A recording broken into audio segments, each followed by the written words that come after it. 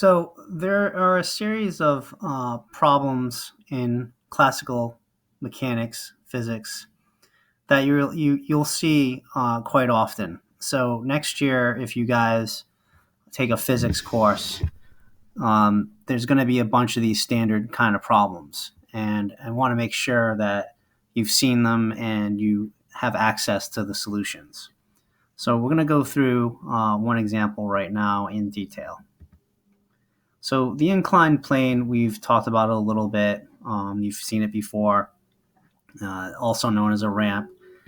When you have an inclined plane problem, you should be able to find the acceleration down the incline, the force parallel to the incline, how the normal force changes as the angle changes, the force of friction, how friction will play a role in these kinds of problems. So these are the things we're going to get into, and being able to draw free body diagrams is really a useful skill, especially in these kinds of problems.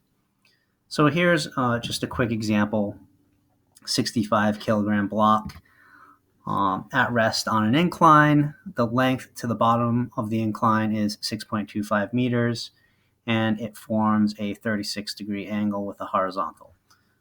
In this case, I want to know how fast the block's going to be moving when it gets to the bottom. So it's at rest right here. There's no friction. It's going to slide down 6.25 meters. How fast is it going down here?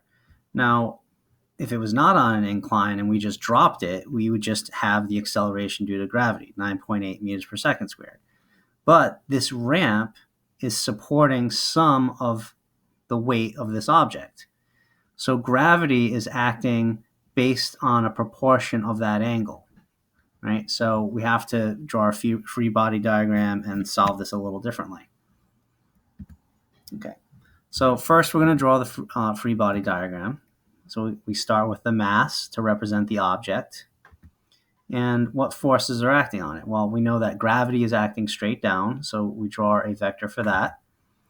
And because it's in contact with a surface, there's a normal force, 90 degrees to the surface. Now that we have our free body diagram with the forces that are acting on it, we're going to want to rotate it into a position that's a little, easier for us to use and manipulate, a little more familiar. So we're just going to turn it so that the ramp would have been on the x-axis. So remember, this is the direction that the ramp would have been going in, okay? The normal force, this is 90 degrees to the ramp, and this was gravity. All right, let's add the labels and identify the components.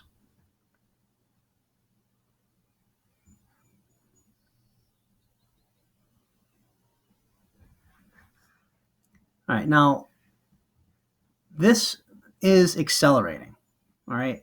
It is sliding down the ramp. There's a force parallel to the incline, which is due to the gravity acting on the object. So we do have acceleration. This is not in equilibrium.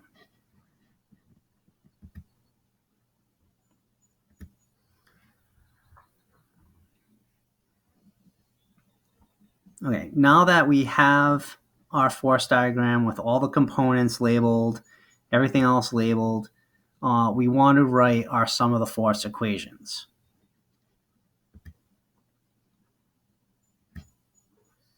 So starting with the x direction, all right, I want to identify all the things that are acting in the x direction.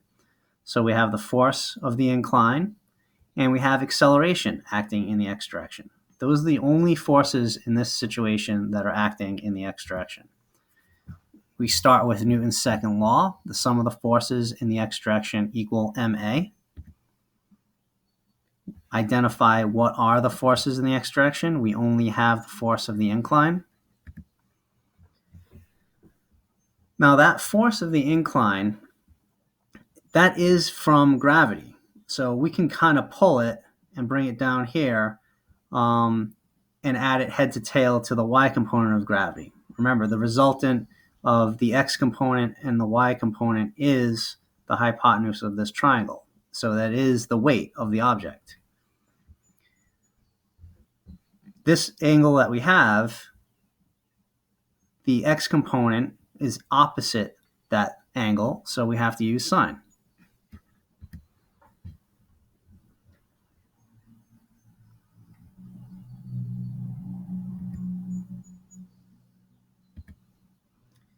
Okay, now for the y direction. We have two forces acting in the y direction, the normal force and the y component of gravity, of the weight.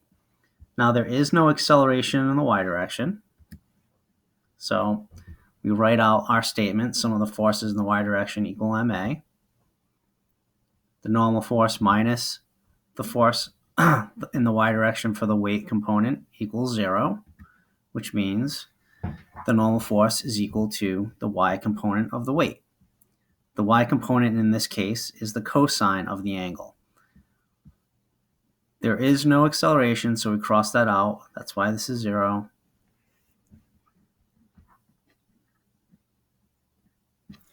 This note down here, if you think about the block sliding down the incline, it's constantly in contact with the incline. So it's not changing its position relative to the incline. So that's what this note is all about as far as making sense of why the acceleration in that direction is 0.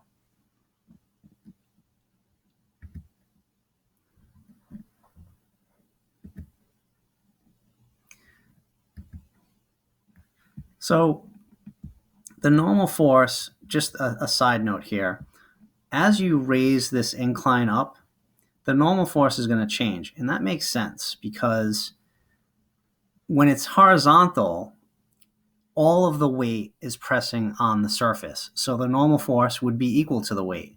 But as you start raising the ramp or the incline, as the angle increases, the normal force is going to decrease. And then eventually, if you were to raise the ramp at 90 degrees, it would not be pressing on the surface anymore.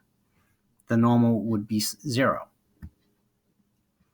Another way to look at that is the cosine of 90 is 0. So if we went back to this equation right here, the weight of the object, mg, times the cosine, in this case it's 36, but if we made this 90, then we'd get 0 for the normal force.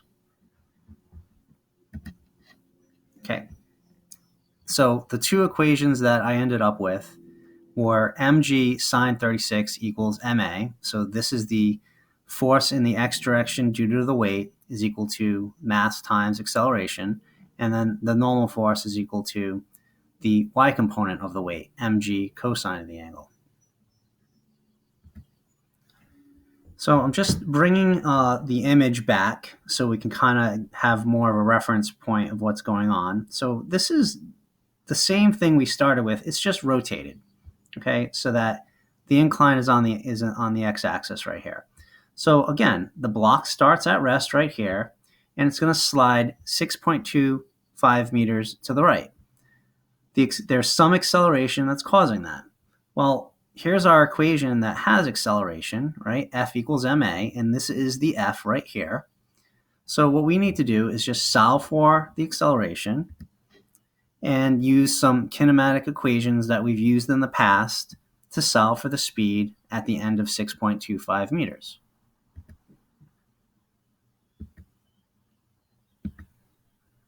So the acceleration, when we put the numbers in, is 5.8 meters per second squared. The kinematic equation we will end up using is v final squared equals v initial squared plus 2ad. The initial velocity is 0, so that gets canceled. So it's just going to be v final squared equals 2 times acceleration times displacement. Now, if you're wondering where the mass went over here, it gets canceled because it's on both sides. And that makes sense as well because gravity accelerates all masses the same, regardless. It doesn't matter that it's on an incline. It's the proportion of gravity is still acting the same. So that's why the mass doesn't matter. It's just what is gravity and what's the angle.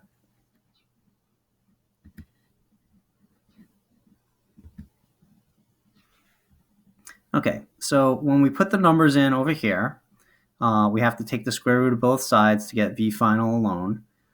And when we put the numbers in, we get 8.5 meters per second. So that's how fast the block's going to be moving at the end of the ramp.